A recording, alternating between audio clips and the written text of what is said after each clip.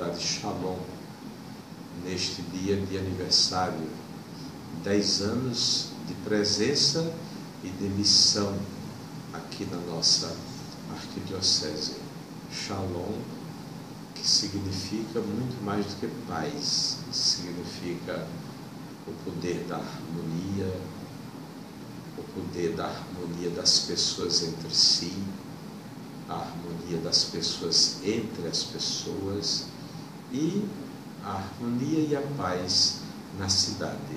Vivemos numa cidade extremamente violenta e é aí que a missão ocorre, que a missão acontece.